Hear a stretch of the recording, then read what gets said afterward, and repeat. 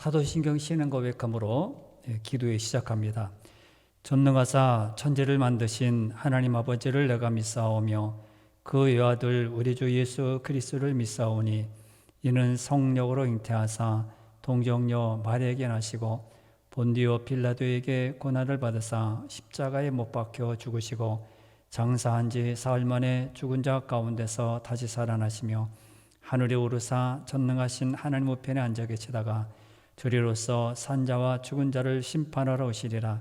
성령을 믿사오며 거룩한 공예와 성도가 서로 교통하는 것과 죄를 사하여 주시는 것과 몸이 다시 사는 것과 영원히 사는 것을 믿사옵나이다. 아멘. 찬송가 203장입니다. 찬송가 203장 함께 부릅니다. 203장입니다.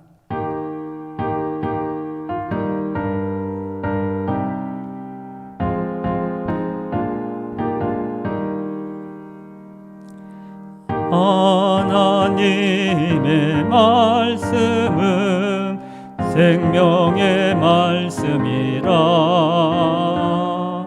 광야 같은 세상에 길 잃고 방황할 때 절망 중에 빠진 이 몸 하나님 보아사 생명샘이 솟아나와 새 힘이 넘칩니다.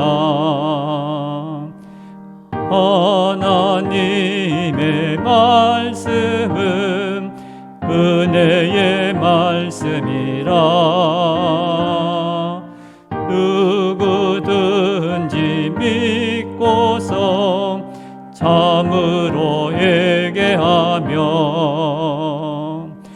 하나님이 사해 주사 구원함 베푸시고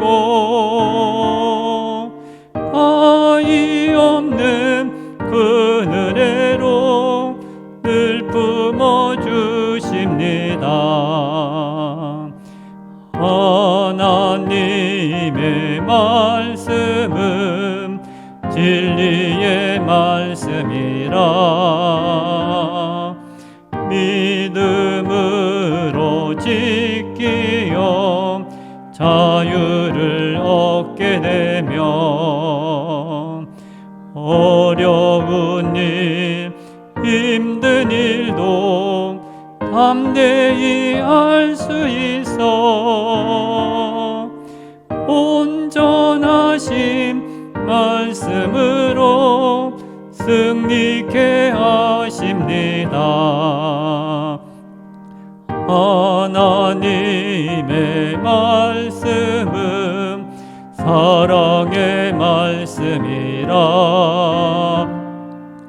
험한 세상 살 동안 언제나 돌보시고 변함없는 사랑으로 우리를 지키시어 하늘나라 이르도록 인도해 주십니다. 아멘. 하나님 말씀은 열왕기하 23장입니다. 23장 25절 한 절만 먼저 읽고 나머지 1절부터 25절까지 살펴보면서 함께 기도하겠습니다. 열왕기하 23장 25절입니다. 23장 25절 604페이지입니다. 604페이지에 열왕기하 23장 25절입니다. 25절 한 절만 읽어도 됩니다.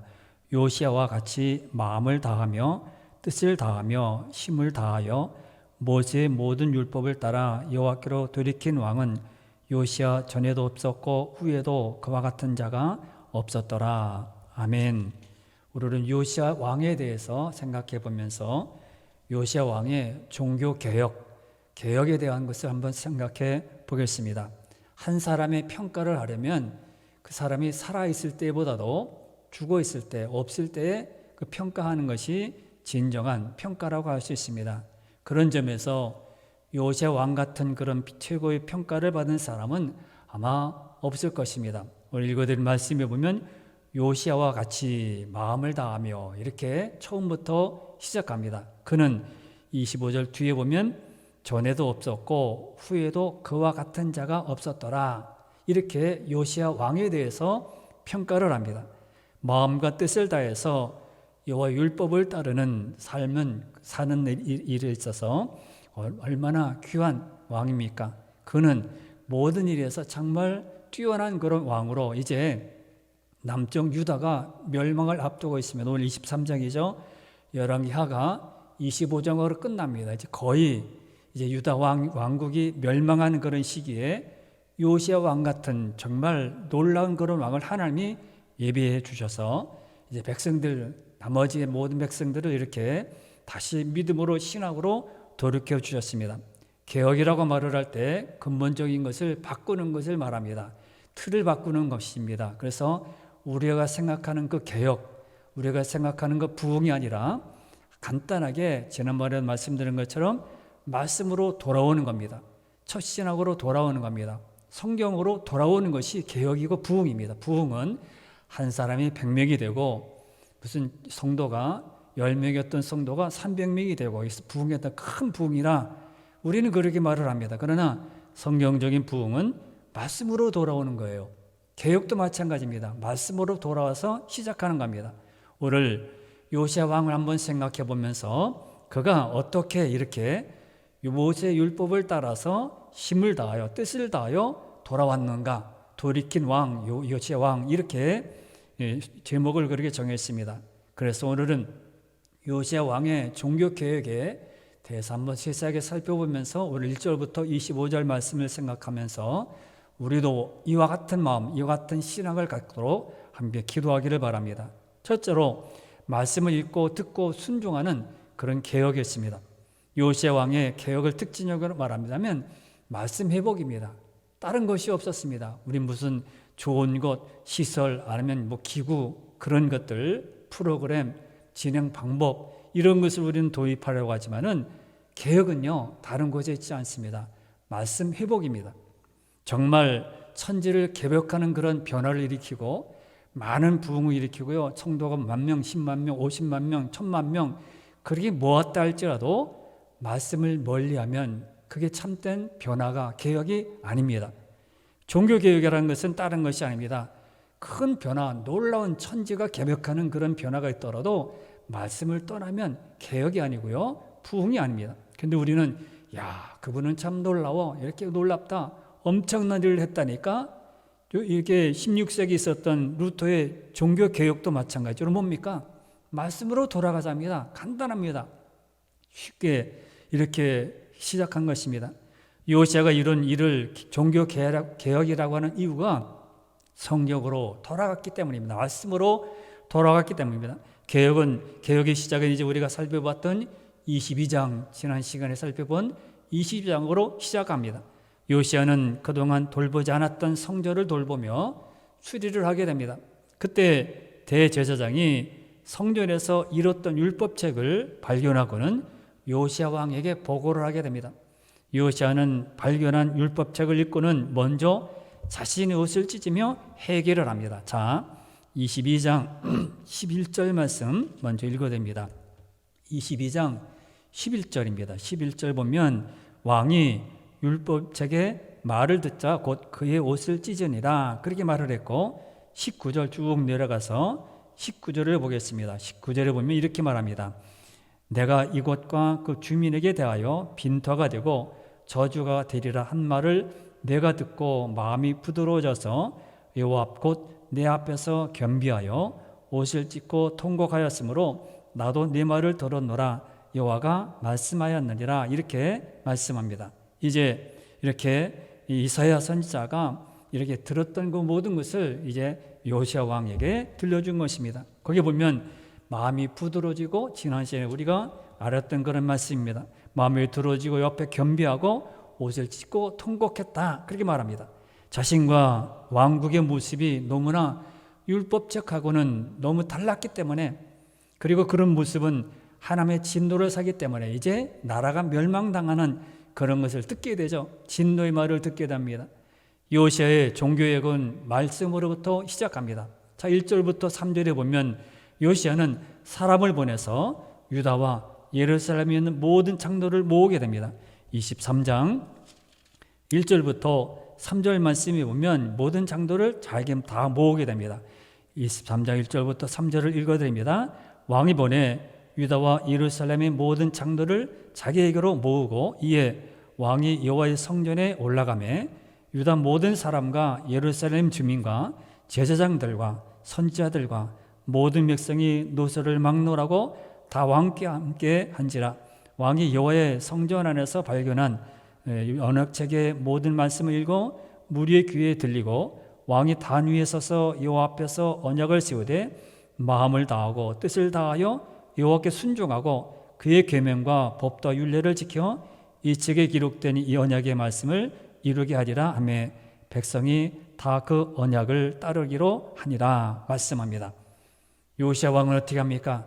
모든 사람들을 모으게 됩니다. 모든 사람, 예루살렘 주민, 제사장들, 선지자들, 모든 백성들이 노소를 막노라고 다 왕께 함께 성전에 모으게 됩니다. 그 자리에서 요시야는 자신이 들었던 것처럼 언약책의 모든 말씀을 읽어 무리의 귀에 들려줍니다. 그리고는 반포하기를 여호와와 언약을 세우고 마음과 뜻을 다하여 여호와께 순종하여 특히 그 책에 기록된 언약의 말씀을 이루게 하겠다. 모든 백성들이 그렇게 말을 합니다. 그러자 백성들이 다 따르겠다고 말을 합니다. 모든 백성이 함께 성전에 올라갔습니다. 그건 물리적으로 가능하지 않습니다. 이 표현은 백성들을 대표할 수 있는 이들이 전부 참여한 것을 말합니다. 이렇게 요시야는 자신만 율법책을 깨달은 것이 아니라 깨달은 것을 백성들에게 들려주고 그들도 율법책에 깨닫도록 한 것입니다. 읽어서 들려줌으로 들어서 그들이 깨닫게 한 겁니다. 특정의 부분 사람, 특별한 사람만 불러서 한 것이 아니라 언약책에 기록된 모든 말씀을 읽어주었고 들려주었습니다. 특별한 것을 뽑아가지고 야 여기 좋은 말씀이 있고 생명의 말씀이 있구나 그것만 뽑은 것이 아니라 기록된 모든 심판에 대한 것도 잘못한 부분들도 다 읽어주었습니다. 여기에서 중요한 것을 우리가 발견하고 우리가 받아들여야 할 것이 있습니다. 말씀에 대한 관심, 말씀에 대한 것입니다. 한쪽으로 좀 치우쳐서 너희들만 들어, 이것만 들어, 좋은 거 필요한 것만 들어. 지난 시간에 말씀드렸죠. 심판에 대한 것은 다 빼버리고 복이 될 거야, 건강해질 거야, 승진하게 될 거야, 아파트가 당장하게 될 거야, 이런 것 뽑아서. 그래서 어느 목사님들은 산에 올라가서 1년 동안 이제 산에 올라가서 기도하면서 성도들에게 주실 성경 구절을 거기서 기도하면서 이제 받았다고 합니다. 내려와서 이분에게는 이런 성경 구절을 읽어주고 다른 분에게 다 다른 50명이면 50명의 구절을 뽑아서 거기에 다 줍니다. 1년 연초에 주면서 이것이 당신의 가정에 복이 되는 말씀이니까 잘 붙들라 그럽니다. 대부분 그 성경 구절을 보면 다 복이 된다, 잘 된다, 조금만 참아라, 인내하라 그런 성경 구절이에요.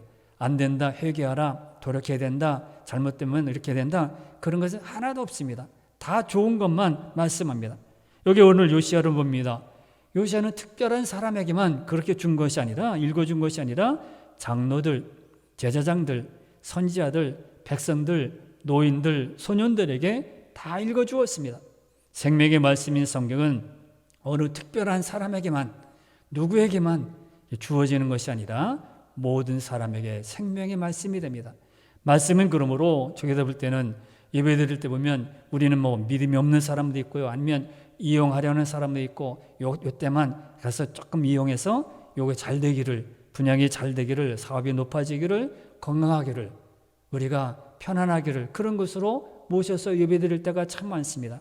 가서 예배 드릴 때 보면 전혀 감동도 없고요. 움직임도 없고요. 아멘도 없고 조용합니다. 그러나 생명의 말씀은 누구에든지 그것이 그 사람에게 마음에 들어가서 하나님께서 일을 하신다는 겁니다. 전하는 자는 우리 어떻게 이런 곳에서 야외에서도 예배드리고요, 예수님이 이렇게 지저분한 데서 예배드리고요, 좁은 곳에 예배드릴 때 참 많습니다. 이런 곳에서 하나님 역사하실까? 그러나 그것은 우리의 생각입니다. 말씀은요, 생명의 말씀이기 때문에 조금만 받아들여도, 조금만 이렇게 마음에 아멘을 해도 그것은 실상은 능력으로 나타납니다. 그러므로 예전에는요, 예배군 훈련을 교회에서 많이 했습니다. 이렇게 무슨 집중 훈련하고 모여서 한동안 이렇게 총을 들고 훈련할 때는 부대, 군부대로 갔지만은 예전에는 교회에 모여가지고 교육을 시켰어요. 그래서 1년에 몇 시간 지나가야 통과가 되었습니다. 그런데 그때에도 성경의 그 순서에 담임 목사님을 거기 순서에 넣어가지고 1시간 동안 이렇게 전하는 그런 시간도 있었습니다. 그럴 때 보면 저들이 뭐라 할까 하면서 잠자고, 그러나 그때요, 말씀을 듣고요, 교회 나온 사람들이 있어요. 우리가 볼 때는 아닌 것 같아, 이거 어떻게 참 이건 아닌 것 같아, 그냥 넘어가자. 그러나 하나님께서는 아닙니다. 그 중에서도요, 들을 사람, 깨달을 사람이 장례식에도 안 믿는 사람이 많이 참석했잖아요. 그 중에서도 하나님의 말씀이 들려지고 그 돌아온 사람이 있게 된다는 것입니다. 하나님은 말씀의 능력을 우리가 제한하지 말라 분명히 말씀합니다. 또 하나 중요한 것은 성경은 살아있다는 겁니다. 하나님의 말씀은 살아있는 겁니다. 요시아는 백성들에게 깨닫게 하려고 특정한 사람만, 부분만 뽑아가지고 이것만 들어라 그렇게 하지 않았습니다. 율법책의 모든 부분을 다 읽어서 들려주었습니다.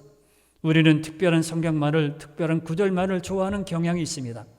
아무래도 자신에게 은혜가 되었기 때문에 당신에게도 내가 은혜 받은 거니까 당신에게도 나눠준다. 그래서 이렇게 나눠줄 때가 참 많습니다. 그러나 이것은 벗어나야 합니다. 벗어나야 합니다.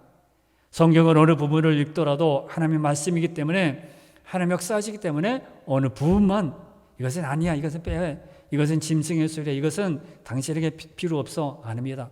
하나님의 말씀은 생명의 말씀이기 때문에 누구에게든지 어느 장소에든지 다 전해야 합니다. 성도는 이것을 잘 알아야 합니다. 성경 어느 부분이나 전부 그런 역사가 일어나기 때문에 이건 아니야, 저건 아니야, 설교를 들을 때도 이건 아니야, 저건 아니야, 이것은 누가 들어야 되는데, 아닙니다. 성경을 가릴 필요가 없다는 겁니다. 그 지루한 레위기를 읽으면서도요, 은혜받는 그런 성도도 있습니다. 그럼 우리는 성경의 특별한 부분이 아니라 모든 성경을 다 읽어야 합니다. 이 지명이라든지 사람의 이름 얼마나 어려워요. 그런데 그것을 우리 읽어야 하고 들어야 합니다. 요시아의 종교개혁이 이미 의미가 있는 것은 이렇게 자기 혼자만 깨닫고 돌이킨 것이 아니라 모든 백성에게, 그리고 모든 백성에게 다 전했습니다. 심판의 말도 다 그들에게 듣도록 이 시간을 주어서 들려주었습니다. 그리고 철저하게 우상 숭배를 멀리하고 신학을 순수하게 돌려놓는 그런 일을 했습니다. 4절부터 20절 말씀인데 한 가지 찾아보면서 보게 됩니다. 모든 우상을 부수는 이야기가 4절부터 20절에 나타납니다. 17절에, 장장 17절에 걸쳐서 우상을 다 없애버리는 그런 내용이 나타납니다. 이것은 하나님의 말씀을 깨닫자 가장 먼저 이 요시야 왕은 우상을 버리는 일을 처음부터 시작했습니다. 하나님께서 가장 싫어하는 것이 우상 숭배이기 때문에 요시야 왕은 말씀을 깨달은 다음에 우상을 다 부숴버렸습니다. 유다의 여러 왕, 특히 히스기야 이후로 이 요시야의 아버지, 할아버지 므낫세와 아몬이 지독히 우상 숭배를 했습니다. 다른 왕들은 그래도 성전이 아닌 곳에서 우상을 숭배했어요. 그러나 우리가 뭐라 했죠? 므낫세와 아몬은 성전에다가 우상을 만들어 놓고 백성들로 섬기게 했습니다. 성전 안까지 우상을 만들어 세운 겁니다. 요시야는 말씀을 읽고는 이런 죄를 발견합니다. 바로 잡아야 되겠구나. 이거는 틀렸구나. 아버지, 할아버지가 이거는 정말 잘못했구나. 우상을 다 진면시킵니다.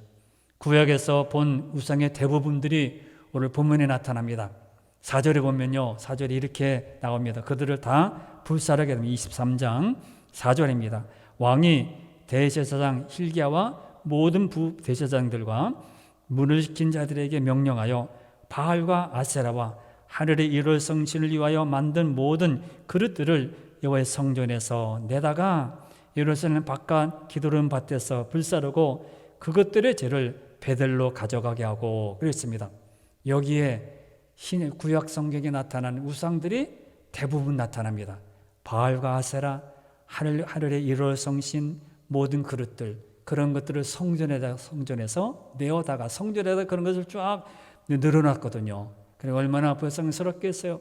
그 그릇들을 내다가 불사르고 재로 만들었습니다. 그래서 거기다가 베델로 가져가게 만들었습니다. 그리고 5절에 보면 유다의 모든 성읍과 예루살렘에 있는 산당의 제사장들을 다 폐하게 됩니다. 5절에 보면 이렇습니다. 옛적에 유다 왕들이 세워서 유다 모든 성읍과 예루살렘 주의 산당들에서 분향하며 우상을 섬기게 한 제사장들을 폐하며 또 바알과 해와 달과 별대와 하늘의 모든 별에게 분향하는 자들을 폐하고 이런 모든 것을 다 폐합니다. 모든 성읍에 있는 산당들, 제사장들 그런 모든 우상들을 다 폐합니다. 그리고 6절에 보면 또 그럽니다. 여호와의 성전에는 아세라상을 무찌릅니다. 6절에 또 여호와의 성전에서 아세라상을 다다가 예루살렘 바깥 기드론 시내로 가져다가 거기에서 불사르고 빻아서 가루를 만들어 그 가루를 평민의 묘지에 뿌렸습니다. 그리고 7절에 보면 여호와의 성전 가운데 있는 남청의 집을 헐어봅니다. 7절에 또 여호와의 성전 가운데 남청의 집을 헐었으니 그것은 여인이 아세라를 위하여 휴장을 짜는 소소였더라. 남창들을 다 없애버립니다. 그리고 8절부터 9절에 보면 몰렉을 섬기던 흰놈의 골짜기 도벳을 더럽게 하여 다시는 자식을 몰렉에게 불살라 제사하지 못하게 그렇게 만들게 됩니다. 쭉 넘어가서 10절에서 그 18절 9절은 그런 내용이고 10절에 왕이 또 심론의 아들 골짜기 도벳을 더럽게 하여 어떤 사람도 몰렉에게 드리기 위하여 자기의 자녀를 불로 지나가지 못하게 하고 자기 아들들을 자녀들을 불로 지나가게 만들었습니다. 그것을 못하게 했습니다. 그리고 11절에 보면 여호와 성전에 들어가는 입구에 있었던 태양을 섬기는 말들을 다 제거합니다. 11절을 봅니다. 또 유다 여러 왕이 태양을 위하여 드린 말들을 제하여 버렸으니 이 말들은 여호와의 성전으로 들어가는 곳에 근처 네시 나단 멜렉의 집 곁에 있던 것이며 또 태양 수레를 불사르고 그랬습니다. 한두 가지가 아닙니다. 12절에 보면 아하스가 세운 다락신전과 므낫세가 성전 가운데 세운 우상제단을 다 헐어버립니다. 12절에 유다 여러 왕이 아하스의 다락 지방 위에 세운 제단들과 므낫세가 여호와의 성전 두 마당에 세운 제단들을 왕이 다 헐고 거기서 빻아 내려서 그것들의 가루를 기드론 시내에 쏟아버리고 그렇게 했습니다. 이렇게 아하스가 세운 다락신전, 므낫세가 성전 가운데 세운 우상, 말로 다 할 수 없습니다. 우상들을 얼마나 많이 세웠는지. 그렇게 다른 나라에 가면 우상들을 참 동남아에 가면 이런 우상들이 너무 많습니다. 13절에 보면 시돈의 아스다롯과 모압의 그무스와 암몬의 밀곰을 섬기던 예루살렘 옆 멸망의 산 오른쪽에 세운 산당들을 다 회파합니다. 13절에 그렇게 나타납니다. 더러운 모든 것을 다 헐어버리는 거죠. 산당들 얼마나 많을까요? 구석구석에 다 섬깁니다. 그리고 14절을 봅니다. 14절에 보면 또 석상들, 아세라 목상들을 깨트려 버립니다. 14절에 왕이 또 석상들을 깨트리며 아세라 목상들을 짓고 사람의 해골로 그곳에 채웠더라 그렇게 말합니다. 석상, 아세라 목상 얼마나 많은지 모릅니다. 또 15절에 여로보암이 세운 단의 금송아지 제단 수도 없죠. 계속 나옵니다. 15절에 또한 이스라엘에게 범죄하게 한 느바세 아들 여로보암이 베델에 세운 제단과 산당을 왕이 헐고 또 그 산당을 불사르고 빻아서 가루를 만들며 또 아세라 목상을 불살랐더라 그렇게 말합니다. 수도 없습니다. 그 이외에 모든 산당을 제하고 산당에서 제사하는 제사장들을 다 죽이게 됩니다. 16절부터 20절에 오면 그런 내용이 나타납니다. 모든 산당들 뿌리 뽑아서 다 빻아버립니다. 뼈를 옮기지 못하게 하고 그들을 다 죽이게 됩니다. 이 마지막 20절을 보겠습니다. 20절 말씀에 보면 또 거기 있는 산당의 제사장들을 다 제단 위에서 죽이고 사람의 해골을 제단 위에서 불사르고 예루살렘으로 돌아왔더라. 제사장들을 제단 위에서 죽였습니다. 그들을 산당들을 섬기는 제사장들을 이 요시야 왕이 다 죽이게 됩니다. 가증한 일들입니다. 그리고 쭉 넘어가서 24절에 보면 그런 내용이 나타납니다. 요시야가 또 유다 땅과 예루살렘에 보이는 신접한 자와 점쟁이와 드라빔과 우상과 모든 가증한 것을 다 제거하였으니 이는 대제사장 힐기야가 여호와의 성전에서 발견한 책에 기록된 율법의 말씀을 이루려 함이라. 이것은 다 없애버린 것은 다 율법책에 기록된 모든 것을 다 이루려 함이라. 그렇게 말씀합니다. 우상 숭배 곳곳에 뼈에 묻힌 몇 년 동안 계속 왕들이 그렇게 주도를 해서 그렇게 섬겼던 산당들을 다 없애버립니다. 차고 넘쳤습니다. 문하시 시대에, 아몬 시대에 그렇게 섬겼던 모든 것을 다 이렇게 물리쳤습니다. 부숴버렸습니다. 여러분, 우상 숭배의 모습이 내 마음속에는 없는지 한번 들여다보고 하나님보다 더 좋아하는 것, 하나님보다 더 우선하는 것이 우상입니다.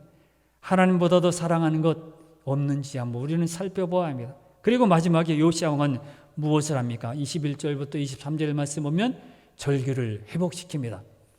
요시야가 백성들에게 명령하여 언약책에 기록된 대로 여호와를 위하여 유월절을 지키게 합니다. 이는 사사가 이스라엘을 다스리던 때부터 이스라엘 여러 왕의 시대와 유다 여러 왕의 시대에 유월절을 지킨 것이 없었기 때문입니다. 그동안 유월절을 잘못된 모습으로 지키지 않았어요. 잘못된 것으로 지켜왔고 이방인들이 이렇게 섬기던 것을 잡동으로 그렇게 섬겨왔습니다. 율법책을 발견하기 전에는 요시야도 그런 유월절을 지켰습니다. 하지만 율법책을 발견하고는 율법책에서 말씀한 대로 유월절을 다시 회복시키고 지키게 한 것입니다. 요시야는 그동안 이방인들에게 물든 절기를 말씀으로 돌이키게 했습니다. 잘못됐구나. 이거는 틀렸구나. 그래서 요시야의 종교개혁이 이렇게 훌륭하다는 겁니다. 그래서 오늘날 말씀이 중심이 되는 예배가 우리에게 내려오는 것입니다. 말씀이 중심이 되는 예배는 뭡니까? 오직 하나님만 중심으로 하는 예배입니다. 사람이 중심이 아니에요.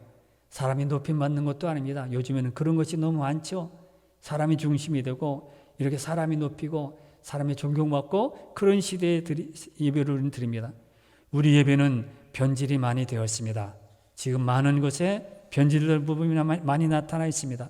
그래서 그런 것을 다 좋아하고요. 또 그런 곳에 많이 따라다니게 되고 그런 곳에 우리는 마음이 가게 되고요. 찾아보게 되고요. 어느 교회가 좋을까 한번 찾아보고 들어보고 등록도 하고 한 번, 두 번 이렇게 왔다가 이사 와서 그 교회 주위에 모든 교회 한번 따서 말씀을 들어본 다음에 물론 이단이 아닌지 분고하는 건 좋죠. 그런데 이건 아구나, 나 아까 안 맞구나. 말씀이 중심이 아니라 사람 보고 이렇게 하는 목회자 보고 선택할 때가 많습니다. 형식이나 행사를 보면서 우리는 이렇게 예배를 드릴 때가 참 많다는 것입니다. 우리가 각성해야 합니다. 말씀을 떠나서 하나님을 예배한다고서 우리는 예배를 드리지만 잘못된 겁니다. 말씀을 떠나면 하나님을 제대로 섬길 수 없어요. 우리는 깨어서 우리 예배를 회복해야 되고요. 말씀적인 예배로 우리는 회복해야 합니다. 사랑하는 성도 여러분, 요시야의 종교의 개혁은 말씀으로 돌아가는 것이었습니다. 큰 부흥이 아닙니다. 큰 개혁이 아닙니다. 다른 것이 아닙니다. 말씀으로 돌아가자. 우상 숭배를 부숴버린 개혁입니다. 말씀 중심 예배를 회복하는 것이었습니다. 오늘도 요시야처럼 말씀으로 돌아가는 성도들이 되어서 뭘 사람을 보고 환경을 보고 누굴 보고 그렇게 따르는 것이 아니라 말씀을 보고 우리는 그 안에서 든든히 서서 하나님 앞에 온전한 예배로 온전한 사람으로 바로 설 수 있기를 바랍니다. 이 시간에도 오늘 여러분 기도할 때 하나님 항상 말씀을 마음에 붙들게 해주시고 떠나지 않게 해 주옵소서. 또 내 마음에 우상을 버리게 해 주옵소서. 예배를 회복하는 그런 은혜를 주어서 늘 예배 중심을 두고 살아가게 해 주옵소서. 이렇게 기도하는 여러분들이 다 되시기를 바랍니다. 다 같이 기도합니다. 주여